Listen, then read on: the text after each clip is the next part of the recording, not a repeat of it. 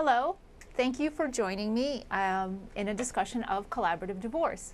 My name is Olga Stambler. I'm an attorney in Chicago. I practice at the firm of Hurst, Robin & Kay, and I concentrate my work in all areas of family law.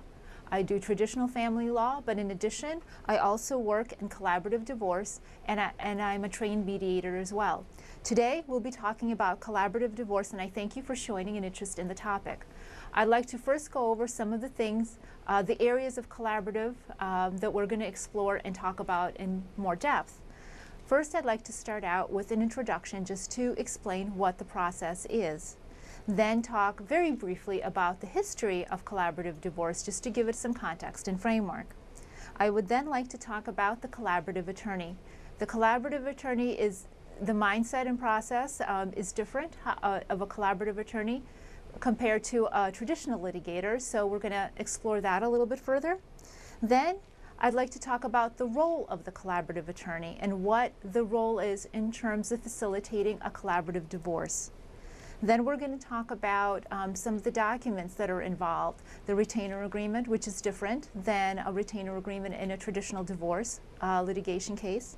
There's another agreement that needs to be signed, which is called the participation agreement, that all parties, professional and the actual parties, would need to sign, and so we'll go over that.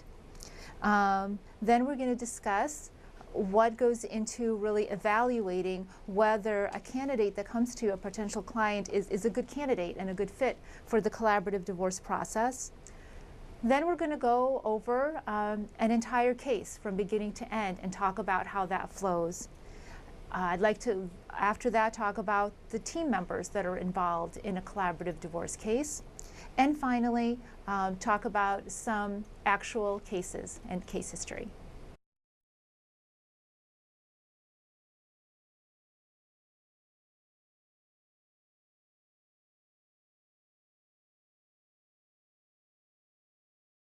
Well, I'd like to start out with basically introducing what is the collaborative process. Collaborative divorce is an alternative to traditional litigation where the parties commit not to go to court. It involves a team approach. It includes a team of collaboratively trained professionals. Not just attorneys are involved. It would include a mental health professional that would serve as a divorce coach to help the parties really facilitate their communication. It would also include a financial neutral that helps the parties untangle the financial aspects of their families, look at cash flow, look at assets, and really help them look at different options to work towards a positive resolution. The parties make a commitment to the process. They make a commitment to honesty, to integrity, to an open mind, and to full and fair disclosure. And they make a commitment to prioritizing the needs of their children. The attorneys also make a commitment. They make a commitment to use an interest-based, problem-solving method of negotiation to facilitate the process. The parties participate in face-to-face negotiations in a series of meetings throughout the collaborative process, which is always supported by all the collaborative professionals on the team. So what is the result and what is the benefit? Why do we do this? Why is this good? The result is that there's an entire team that supports the family. There's an entire team. It is a holistic process. So really all aspects of what is needed to address the deconstruction of a family and reconstruction of two family units is addressed, supported, and worked out in a way that the parties are completely involved, committed, and are the architects of their own settlement. Why is this a good thing? It's a good thing because all of the negatives that one can think about in a divorce, it's time-consuming, it's stressful, it deteriorates relationships, it breaks down communication and trust in terms of any kind of co-parenting, it's expensive. All of these negatives are worked in a much better way for the family. The parties focus on communication so their relationship is actually benefited. the stress is reduced as compared to litigation. The animosity is addressed through coaching. The process is thoroughly supported and controlled by the collaborative professionals, and so the parties are the ultimate architects of their settlement. This is good because in traditional divorce litigation, there's a high degree of post-decree litigation because parties can't adhere to settlements that are imposed upon them by courts. When parties are committed to their settlements, when they are the architects of their settlements, there's a much higher degree that that settlement will be adhered to. And therefore, in a collaborative divorce situation, post-decree issues are much less common and much less frequent. So in summary, unlike litigation where stress can really destroy a relationship, the collaborative process is not only less expensive and less stressful, it really works to enhance and rebuild and redefine the relationships in a family so that they can function on an emotionally healthy level moving forward.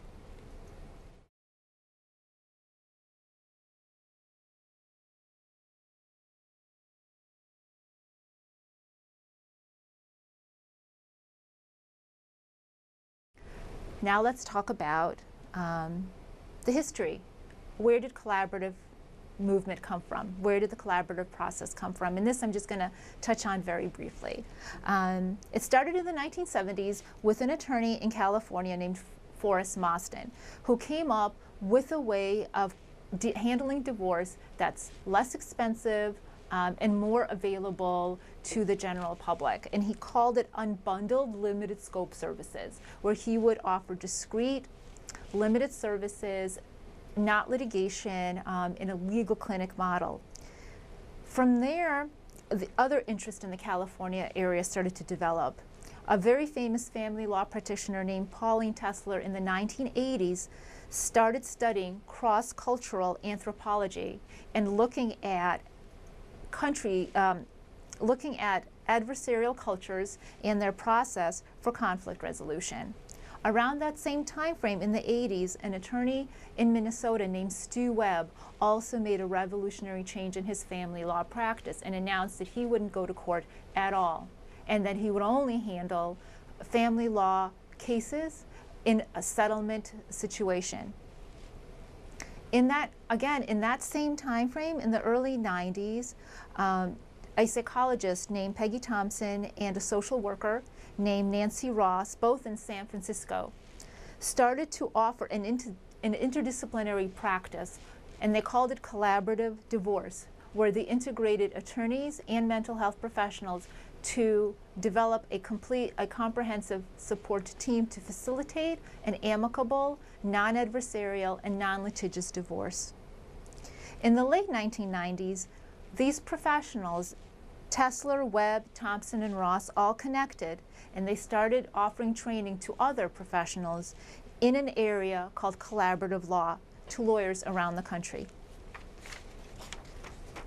In 1999, collaborative lawyers, mental health professionals, and financial professionals formed the organization which would later become the International Academy of Collaborative Professionals. It convened its first international conference in Emeryville, California in 1999 with 50 participants. In 2001, 5 attorneys from Illinois traveled to Wisconsin to be formally trained in collaborative law, and they formed the Collaborative Law Institute of Illinois, which exists today and has almost 200 members, and I'm proud to be a fellow. Today, the IACP, the International Academy of Collaborative Professionals, has grown to 5,000 members in 24 countries, and collaborative divorce is a recognized alternative dispute resolution for handling divorce all around the world, and it's growing rapidly.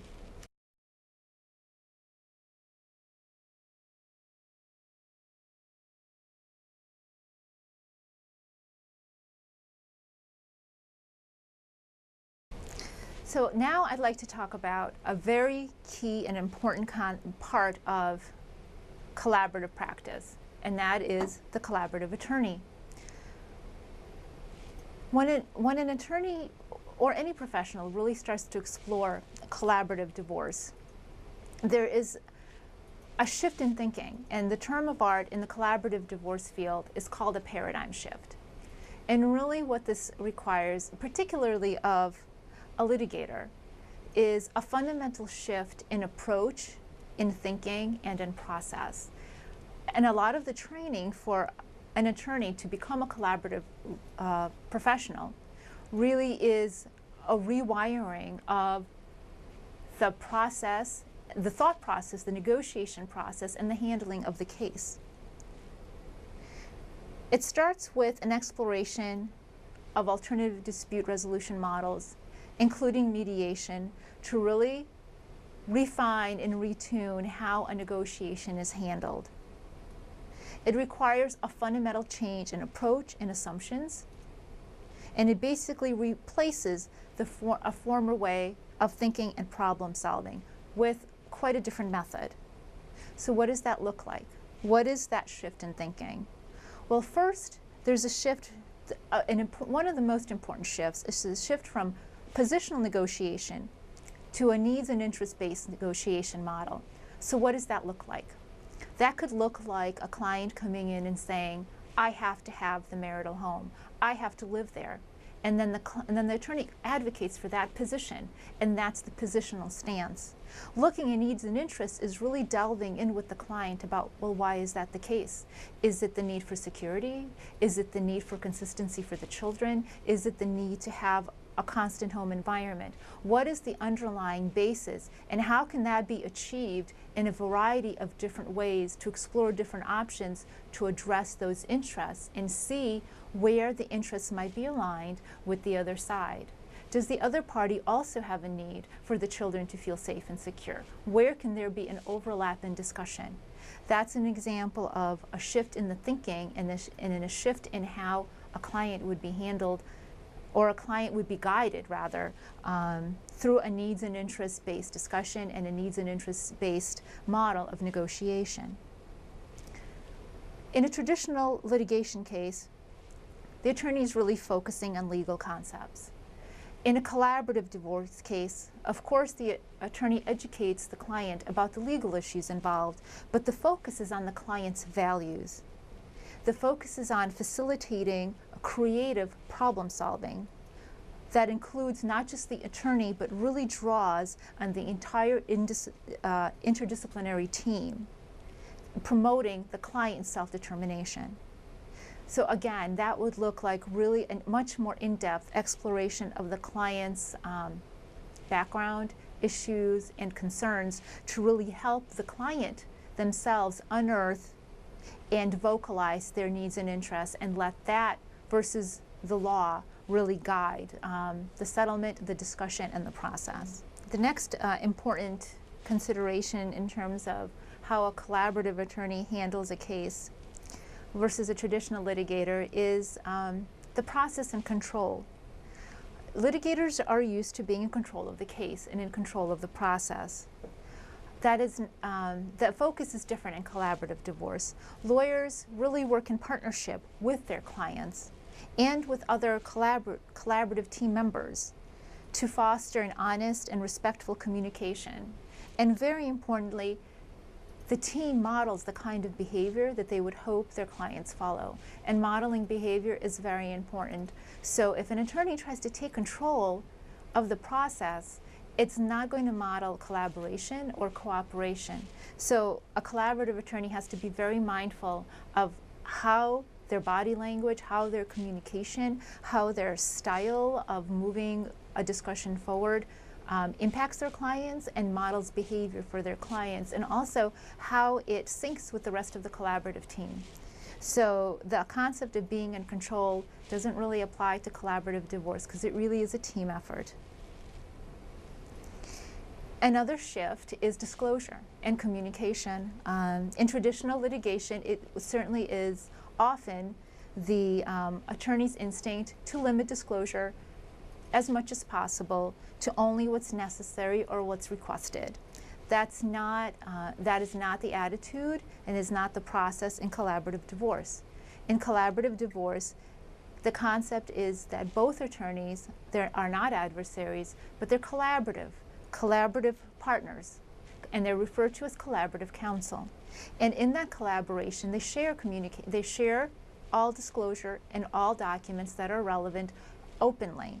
And so the focus isn't on limiting disclosure, it's on openly sharing and expanding disclosure as much as is healthy and necessary to foster the most comprehensive and effective negotiations and dialogue. Really understanding the way a problem is defined often dictates the outcome. And through the collaborative process, the questions and the problems are defined in a very different way than they're defined in litigation. Again, the focus is on relationship building, on cooperation, on fostering open and honest communication, and working as a team. Attorneys manage the process, but the clients determine the outcome.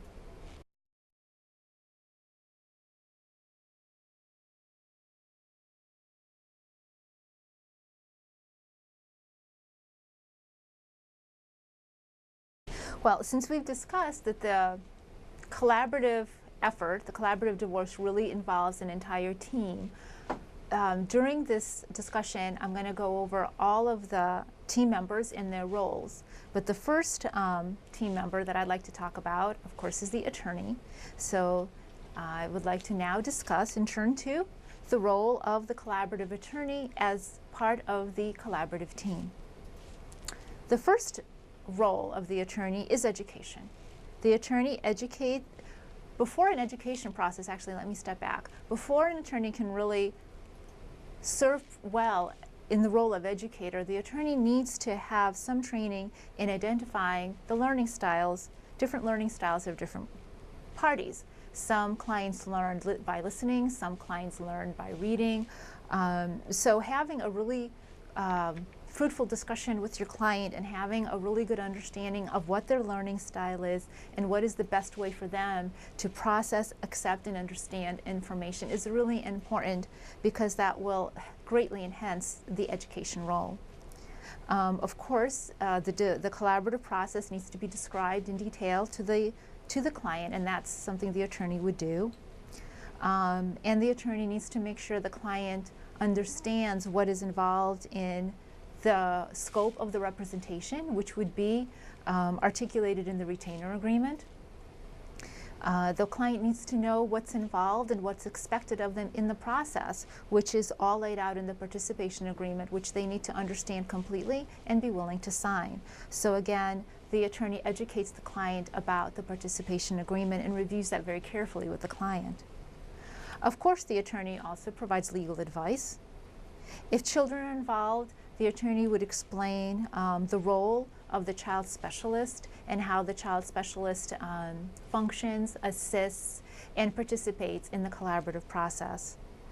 The attorney discusses the roles of the other professionals as well, including what a divorce coach would do and what a financial neutral would do, and then would make a recommendation about what professionals would serve well on that team given the specific needs of that client.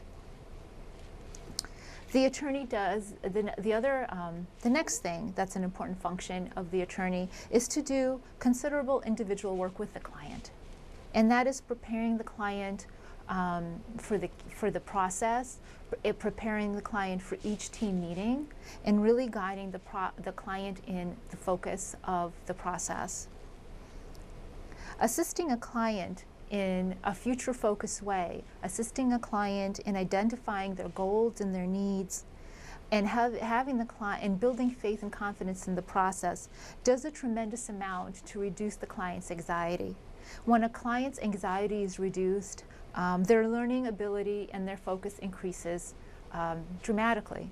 Anxiety is a block to learning and a block to moving forward in a positive way. So a very important role of the attorney is really to facilitate the reduction of anxiety by really guiding the client. Again, identifying and prioritizing the client's needs and helping the client really self-identify with those needs is an important role. assisting the client to look at long and short-term goals, and helping really the client assess and understand which goals are long-term, which goals are short-term, and how to prioritize those goals is an important part of the process. And assisting the client in promoting a communication style that is positive, non-adversarial, and enhance a safe environment in which that can be done. The attorney is also a process facilitator. The attorney co-manages meetings with collaborative counterparts and with other team members, and assists with setting agendas, discussing and identifying goals and needs and interests to move the process forward.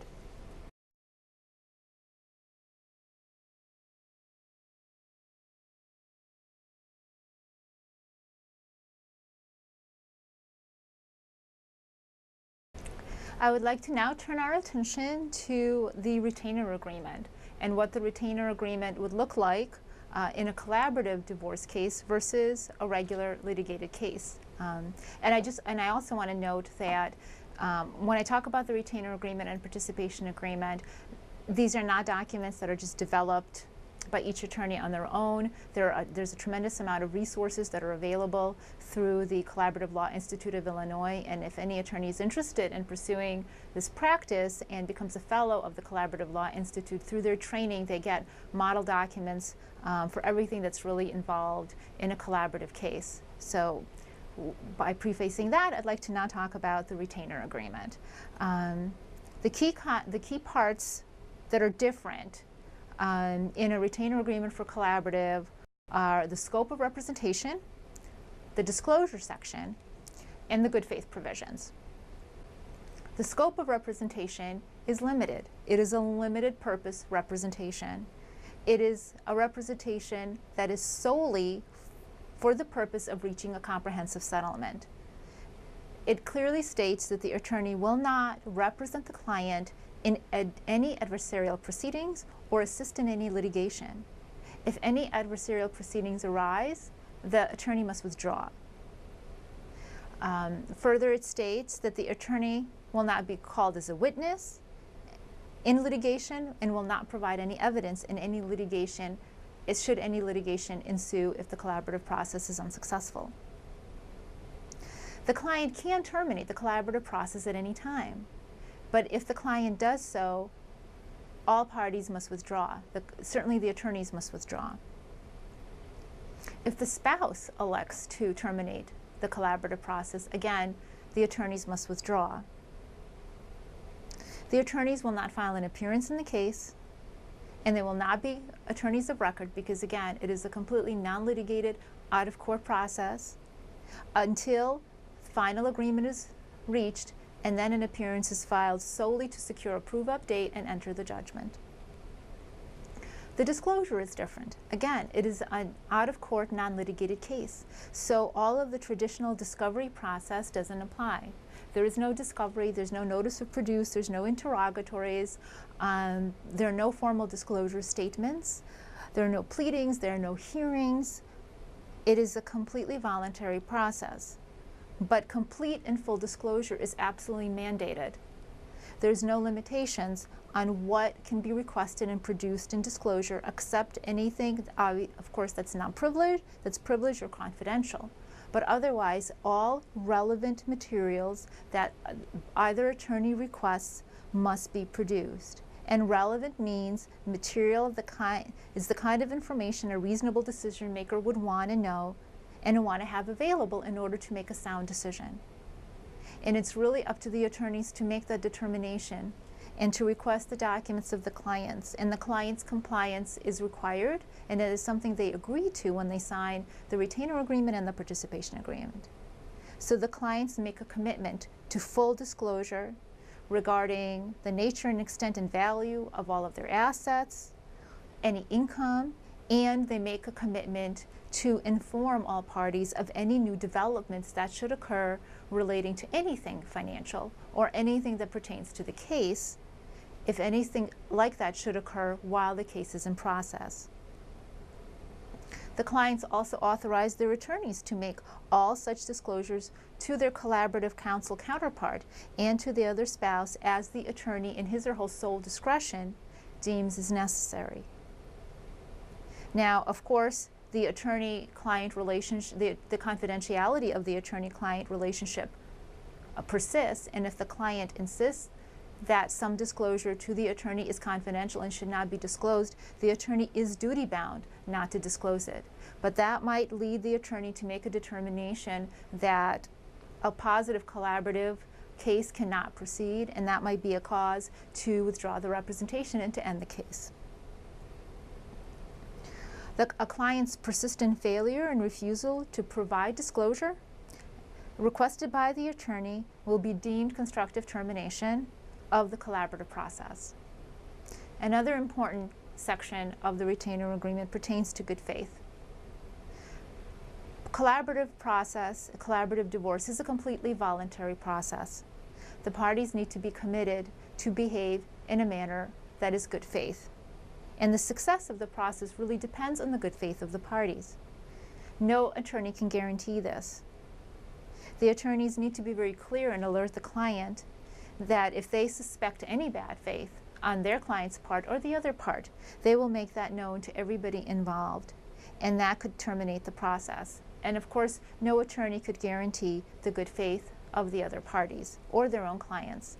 So that needs to be clearly disclosed, and that's a risk of the process that the client needs to be aware of.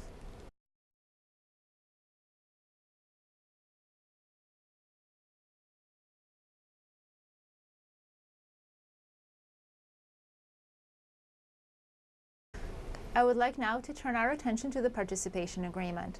This is a very important document that the parties need to understand comprehensively, and they must sign it in order for a true collaborative case to proceed.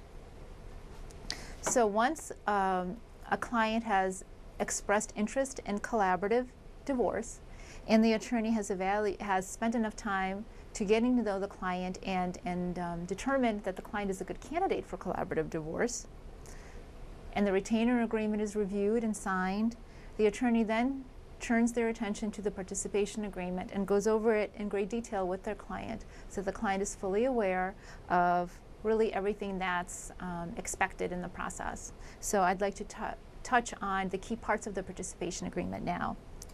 The first section of the participation agreement talks about the goals. We want our clients to be on board with the goals of the collaborative divorce process. Of course, the most important goal is to resolve issues without litigation. The client needs to have a goal of commitment to honesty, integrity, cooperation, and professionalism. The client needs to know that another goal is considering all possible options to maximize opportunities for settlement.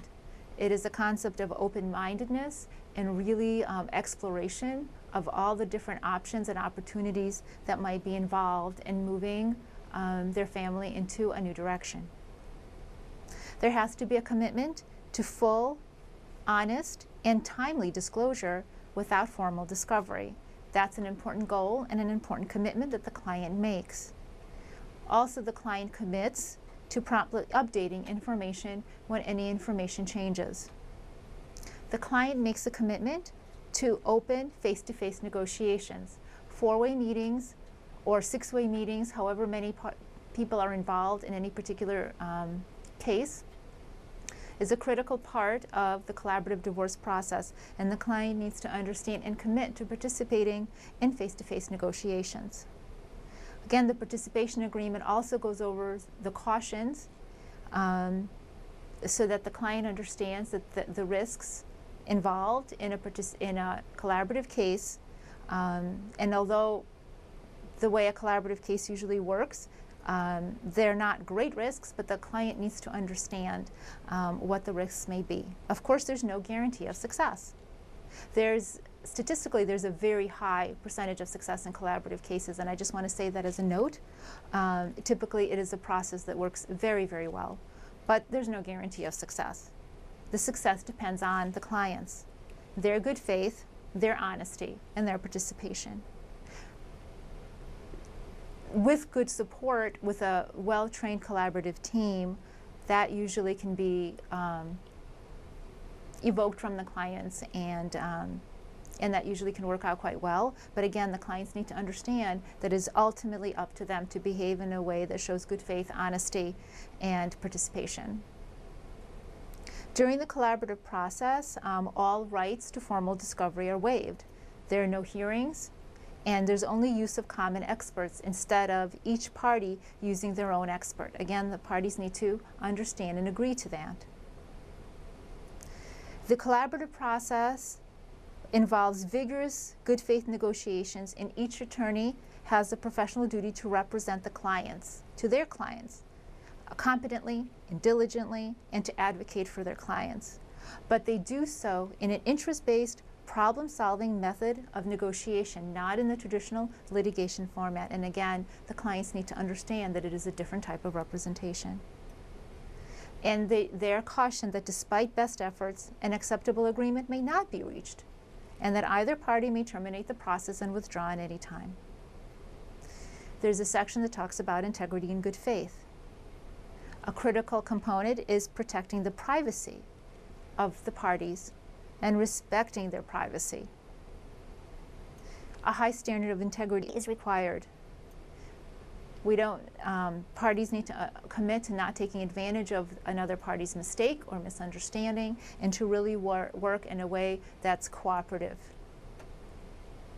They have to commit to informing the other party of any significant changes that arise, and to commit to taking a reasoned position in all disputes in an effort to create proposals that will meet the needs of the entire family.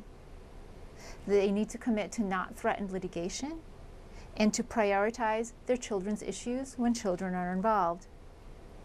Not just the clients sign the participation agreement. All the professionals that are involved in the collaborative case are parties to the participation agreement.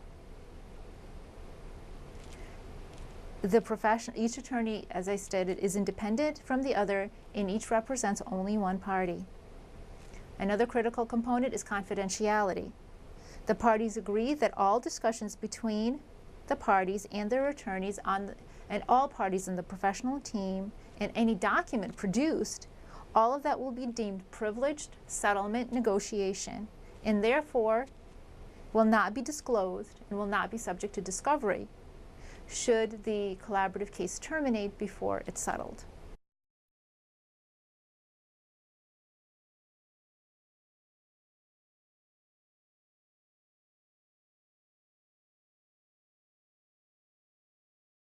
I'd like to switch gears now and talk about how an attorney might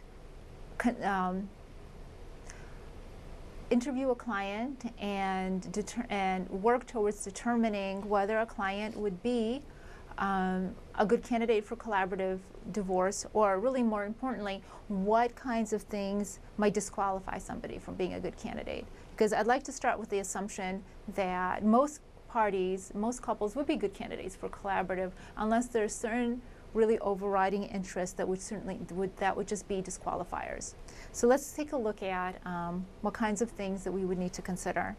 And these considerations come through pretty extensive discussions. I usually spend 1.5 to 2 hours with my client, really getting to know them, getting to understand their relationship with their spouse, with their children, the dynamics of the household, the dynamics of the economics, in order to really gauge and have an assessment of whether or not I would recommend collaborative. So it may seem like a quick process based on what we're going to discuss, but it really is much more comprehensive. But in the discussion, I really try to understand the goals of my client and whether they involve a preservation of the relationship so they could co-parent, whether my client really is prioritizing the children, and whether my client believes that their spouse is interested in prioritizing the children.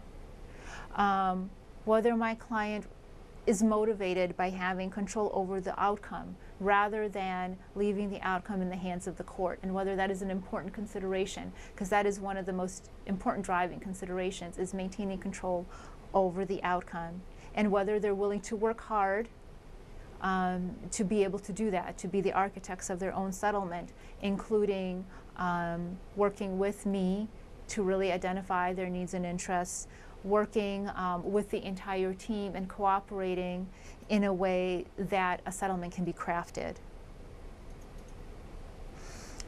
I try to see what level of anxiety my client has and whether they really can sit face-to-face with the spouse in a supported environment with the coach present, and whether they are somebody that could sit and have a face-to-face discussion with their spouse in that kind of a supported environment. Whether they're ready to participate emotionally in a dispute resolution process, or whether possibly they need some counseling and some emotional support before they can begin with the process is an important assessment. We discuss at length the relationship that they have, the parties, and whether I get a sense that the client believes in the trustworthiness of their spouse, or whether has significant doubts about whether the spouse can disclose honestly the assets. That also comes through a discussion of the control of the assets and each client's involvement in the family finances. I try to get a sense of whether there's any information that my client might be hiding or unwilling to share, because that would be a very determinative issue when it comes to considering a collaborative divorce. Issues that would come up that would probably preclude a collaborative divorce is any history of coercive or violent behavior on either party. If there are particularly difficult issues that need to be resolved, such as IRS problems, fraud, or physical or mental abuse when it comes to the parties or the children, those cases might be too difficult, are likely too difficult and not appropriate for collaborative divorce, and court intervention most likely would be necessary, certainly in any instance of abuse. We need to determine whether the client is interested in participating in a process of voluntary disclosure, and getting a sense of whether the spouse would be interested in that as well. It's important to determine a client's ability to express their needs and their ability to listen actively. But again, a lot of that comes through coaching and support, and it's not expected that a client comes into the office with those skills and ready to hit the ground running. A lot of that really, it behooves all of the professionals that support the process to facilitate that in their clients, support that, and educate them. And a very important determination is if there's any factors that would undermine the client or the spouse's ability to make reasonable decisions. And that would include any history or ongoing issues with substance abuse, mental illness, fear, or coercion. Those are very important issues to unearth if they are there before any collaborative process would be recommended. Discussing the client's expectations as to timing and process are also important to make sure that the collaborative process is really something that would be in line with their expectations. Now, having said that, it would seem from everything we just discussed that there aren't that many parties that would come to a divorce that would be good candidates. Because certainly when a couple reaches a crisis in their relationship to the extent that they want to terminate their marriage, chances are there's not a lot of communication, trust, or cooperation. So how does anybody ever become a candidate for collaborative divorce?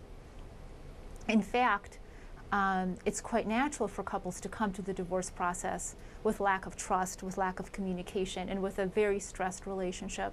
And it is for those couples that collaborative divorce really can work miracles, because the collaborative team really comes in and supports the couple in managing the trust, the anger, managing the anxiety and the stress that can interfere with constructive interest evaluation, constructive goal evaluation, and constructive communications that move the parties forward, focusing on those topics. Just by way of example, I had a case a collaborative case that completed in 9 months and was very successful. And at the start of the case, the parties came, both had committed infidelity. There was a high degree of mistrust. One party was accusing the other of stealing the party's belongings, jewelry. There was a tremendous amount of tension and animosity, a lot of fighting. But there were common goals. They had a daughter and they prioritized her and they wanted to minimize emotional impact. Neither of them really wanted to litigate because they wanted to avoid the expense and the stress and the time. And they just wanted to complete the process quickly. Those were enough common goals that with a good support team, we were able to complete a successful, positive, collaborative divorce. And by the end of it, the husband invited the wife out for lunch to celebrate the divorce, and they were planning on how to celebrate with their daughter. So it can work miracles. It can be very successful, and for a much broader range of clients than one would initially think when we really look at everything that's required for a collaborative process to work. Again, because it's the team that creates the safe environment and creates the process and creates the education and the support for the clients to be successful.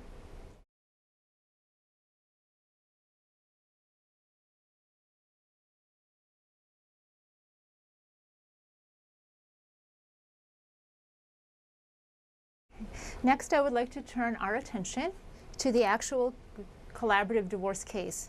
Now that we know the shift in the philosophy of the attorney that wants to be a collaborative divorce professional, and we understand how we evaluate a client to consider whether collaborative divorce is something that's appropriate, and we understand the retainer agreement and participation agreement that need to be part of the collaborative divorce case.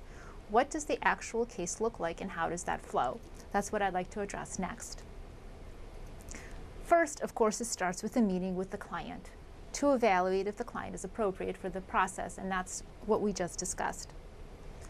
Once the first initial meeting is completed and the client is actually interested in pursuing a collaborative case, we want to inquire whether the spouse has retained an attorney, and if they have not, we make recommendations about other collaboratively trained attorneys, and we also discuss maybe sharing some literature and information with the spouse so that the spouse could be educated and hopefully interested in the collaborative process.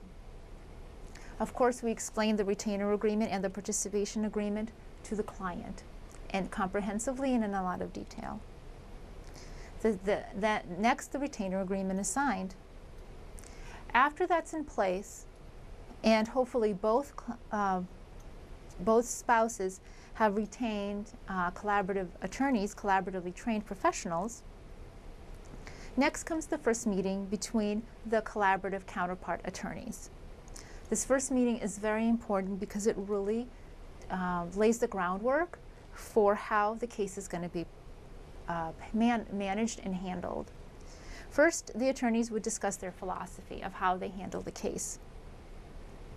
They discuss important administrative things that can really interfere with the smooth flow of a case, and they would go over things like how they handle communications and emails, and whether they limit emails to just administrative issues or whether they actually discuss substantive issues on email, which might not be recommended because people tend to become much more positional when they're communicating in writing versus an open dialogue. So again, that's something that should be discussed thoroughly in terms of attorney philosophies. How they want to manage meetings and briefing before a meeting and debriefing, whether they want to come earlier and just talk before the clients arrive so they're not wasting the client's time, to make sure that they look prepared and ready. Some details that would be involved in the smooth actual administration and handling of the case. Those are things that the attorneys need to discuss in the first meeting so they're really on the same page and they feel more comfortable with each other, because they need to mirror that cooperation and comfort to their clients when they're all together. Of course, they then share the basic data relating to their clients. They discuss the key issues in the case that they've learned so far, what their clients are prioritizing, if there are any special or urgent considerations that need to be addressed up front. Certainly the attorneys would discuss that. They confirm that both of the parties have received the participation agreement and that they have reviewed that with their attorneys and feel comfortable that their clients understand it and are willing to commit to that. Next, the attorneys need to discuss who else is going to join the team, whether this case is appropriate for having a coach participate, possibly two coaches, possibly each spouse might need their own coach for support. It depends on the dynamics of the parties in the case. And they talk about the financial aspects and whether having a financial neutral would be appropriate and needed in the case. And if there are children involved, certainly they talk about the addition of a child's representative. They talk about what professionals would join and then who in their data list of collaboratively trained professionals in those various teams they think would be a good match, depending on the dynamic and personalities of the clients. They set the agenda for the first meeting, for the first four-way meeting. They talk about the location, time, date, and it's as simple as who's going to bring the cookies and refreshments to make sure the clients feel comfortable. They discuss use of flow charts and flip charts or whiteboards and how they're going to really run the meeting. So those are the major issues that are discussed just between the attorneys before the first meeting ever occurs. What follows then would be the first group meeting, because again, collaborative divorce works through a series of group meetings supported by the professionals. In the first group meeting, everyone is introduced to everyone on the team. The main principles of the participation agreement are reviewed with everybody there so everybody can see and feel comfortable that everybody's on board and committed. The attorneys might briefly discuss with their clients why they chose the collaborative process and identify any concerns or fears they might have about the process. This is valuable, although it would have been and should have been discussed privately between the attorney and the client, but it's valuable to do that in an open session so that the other spouse can hear what their spouse is saying about the process. And that can build some trust, some confidence, or to the extent the other spouse shares similar fears and concerns, might be comforting to know that that's a common concern that would be addressed. Then at the group meeting, the first group meeting, the attorneys would generate a list of tasks to be performed and who will perform them. And those would be the basic things that are involved in any divorce. It's gathering financial information, preparing budgets, forms as to assets, cash flow, identifying who's going to gather and produce that information. If there's any information relating to children, education, childcare that needs to be addressed. Again, all of the information that is needed, we would put that in a task list and assign tasks to the parties. If there are any immediate and pressing concerns, of course, those would need to be addressed. With that, after that is all discussed comprehensively, a time is set for the next meeting. The next meeting really is an information gathering and exchange meeting. Hopefully all of the information that was identified in the first meeting was actually collected. So then at the next meeting, that information would be exchanged and assessed. We'd be looking at values of assets, such as real estate, retirement accounts, business and tangible property. We would be looking at cash flow, income and expenses. If there's health information or special issues relating to the children, that's when all that information would be generated and produced and discussed. And the next series of meetings would really be working with that information. After that comes meetings relating to planning and solutions. There are two major agreements involved in divorce, a parenting agreement and a marital settlement agreement. So after the information and collecting phase and processing that information and making sure everybody really is on board and understands and is supported through that education and understanding process through the experts that are part of the team starts working on negotiating and working out settlements in the various areas of the case. And relating to assets, that would be allocation of assets, allocation of debt, addressing any support for the spouse or child support, that might be an issue, and looking at tax issues. When it comes to the parenting agreement, if there are children, again, we're looking at custody, visitation, holidays, vacations, health, education, and religion. And all those topics are addressed, negotiated, and worked out. In general, meetings flow with an agenda. The agenda should be set prior to every meeting so that everybody's on board and knows exactly what to expect at every meeting. And that should be distributed to all parties in advance of the meeting. Also, after every meeting is concluded, somebody is usually tasked with writing the minutes and the notes of the meeting. And then that's distributed to all parties. Again, that's important to capture in writing what everybody had discussed, and to the extent any advancement in negotiations had been made and any agreements had been reached with relating to any specific issues of the case, those should be memorialized in writing in the form of minutes of the meeting quickly so that everybody's on board and everybody's memory remains fresh, and then that could be a reference point for the next meeting so there's no dispute about who promised what or who said what. So that's a very important part of running successful meetings. During the meetings, modeling positive behavior is critical. And the hope is the parties will follow the positive behavior that's modeled by the professionals. And again, that includes interest-based negotiation and complete transparency. Working cooperatively to obtain and share information is a must to a successful collaborative case, and that is behavior that should be modeled to the clients. Which isn't to say that it's going to be easy. Attorneys should expect to handle emotional issues. Hopefully there'll be a coach there to support that, but attorneys would also be involved. And it's important to be skilled in addressing and refocusing conversations back to agenda items and not to let emotional issues derail a conversation.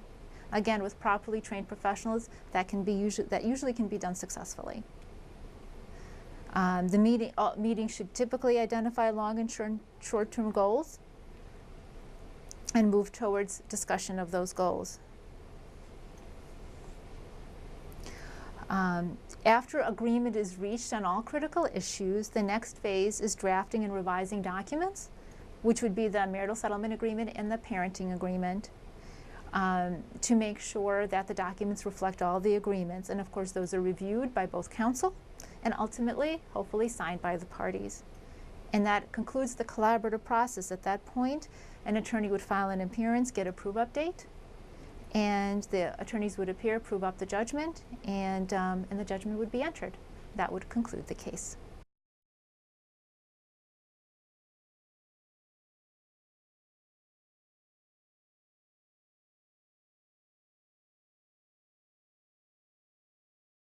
Finally, I'd like to just highlight some case examples and case history to really try to illustrate how the collaborative process works in various examples. The first example I'd like to talk about is a case that shows how collaborative divorce promotes creative problem solving. One of the many benefits of collaborative divorce is that the settlement is really finely tuned for the clients and their families. As I said, the clients are architects of the settlement, but they're supported in the process by the collaborative professionals.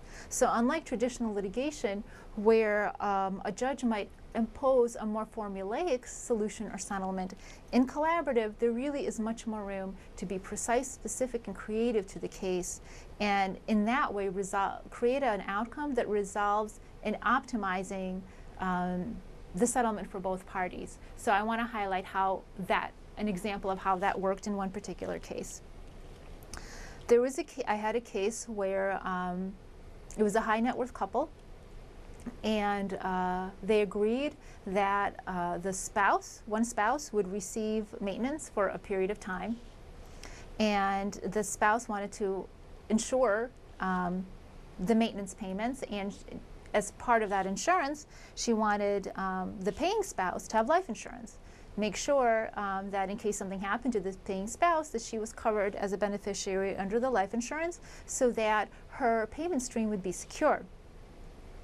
When we negotiated the settlement, the maintenance amount, it didn't contemplate very high payments for insurance, and it was then uncovered that the paying spouse had some serious health issues that made the life insurance quite expensive. And there was a lot of conflict about who would pay the life insurance. My client didn't want to pay it because he thought it was enough just that he was paying the maintenance, and if she wanted it, she could pay for it. And we were just at loggerheads. But we came up with something a little bit creative. Because they happened to be a high net worth couple, and there were a lot of assets that were available, we figured out that we could have an annuity. That an annuity could be funded with the full amount of the maintenance obligations over the period of time that they agreed to, and that the annuity would start paying the payments rather than having the spouse make the payments. And therefore, no matter what happened to the spouse, the payments would be secure, and that alleviated the need for the life insurance policy. The receiving spouse was thrilled because her payments were locked in and essentially guaranteed. The paying spouse was thrilled because it was much more cost effective, and we were able to reach a solution that made both parties happy and optimized the resolution for both parties. In a traditional litigated case, most likely a judge would have just simply ordered the life insurance, and that would have been the end of it. So collaborative divorce really does allow for a little bit more creativity.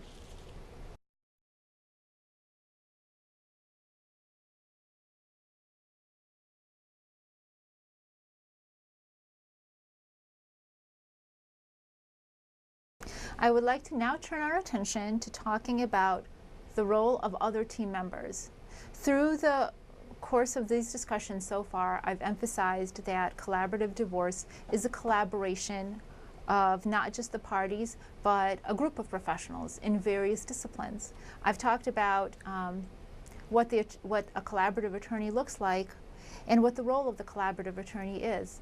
But other professionals are critical to the success of a collaborative divorce and the collaborative team. So now I'd like to talk about these other professionals and how they contribute. All the professionals on a collaborative team should be collaboratively trained and members of a collaborative organization such as the Collaborative Law Institute of Illinois, the International Academy of Collaborative Professionals. That training really is critical because they're not functioning in their traditional roles.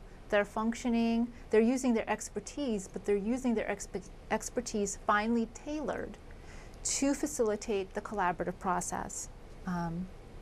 But the reason that's helpful is really it's meant to be a holistic process with the understanding that the separation of a family and the process of divorce is much greater than just the law and really requires a comprehensive team. The other benefit of using collaboratively trained professionals is that it levels the playing field. It achieves neutrality and cost effectiveness because only one set of experts is used, whether it comes to children's representatives and recommendations relating to parenting, visitation schedules, and custody. Having one child's expert versus more than one involved certainly could be less confusing for the child and much more cost effective and less stressful for the family. Similarly, using a financial neutral one instead of two financial experts when it comes to evaluating options for a financial settlement, again, it's more cost effective and promotes and models teamwork and neutrality, focusing on the common purpose of achieving the best result for the family rather than having two experts, which becomes a very positional and polarizing process, not facilitating a positive, amicable resolution. So first I'd like to talk about the role of the coach. The coach is a mental health professional. He or she could be a psychologist or a licensed social worker. The Collaborative Law Institute of Illinois describes carefully what credentialing is required in the mental health field in order to be a candidate to be a collaborative coach in a collaborative divorce. The coach does not work as a couples therapist. The coach doesn't really function as a therapist. The coach is there to facilitate the process. The coach has a specific function, which is to help the couple stay engaged and stay focused on the collaborative process.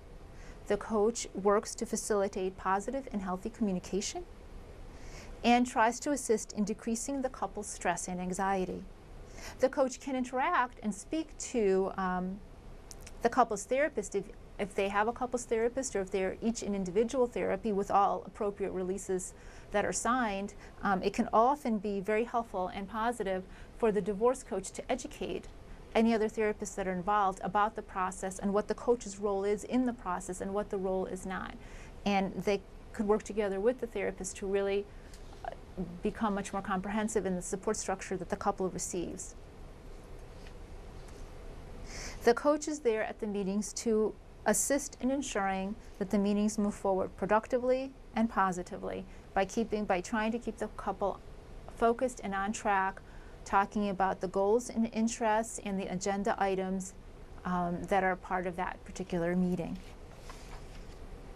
The coach also assists in trust building to a sufficient level that the parties can maintain their relationship as divorced parents and to continue to communicate and co-parent.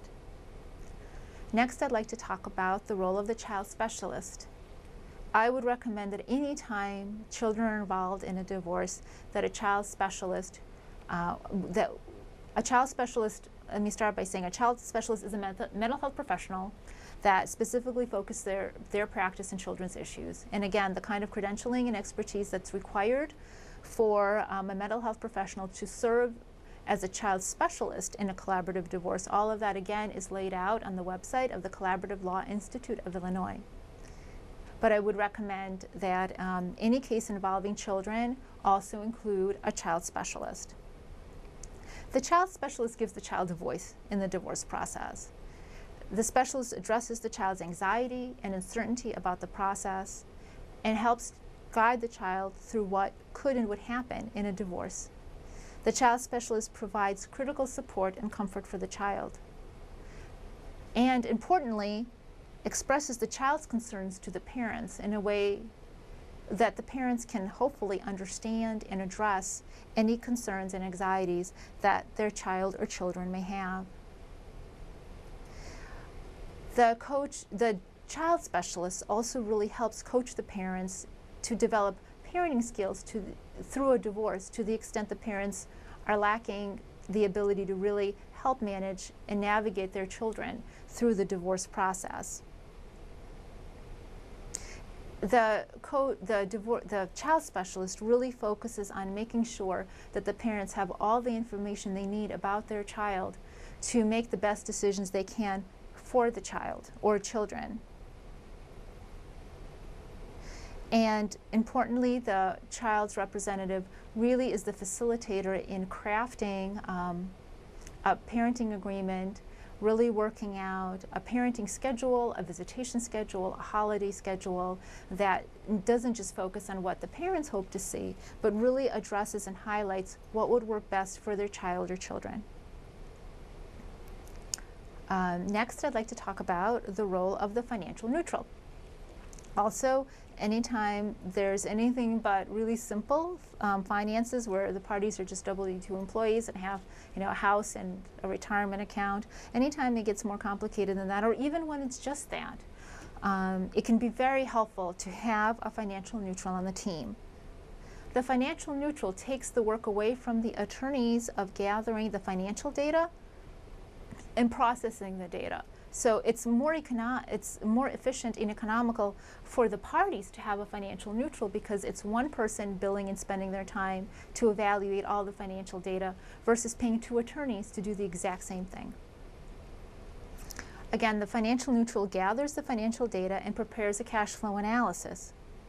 The financial neutral, again, also has gone through collaborative training and is would be a member of the appropriate collaborative organizations, meets with the clients, and also works to educate the clients about the financial consequences of various possible settlements and generates options of various settlements for the clients to consider.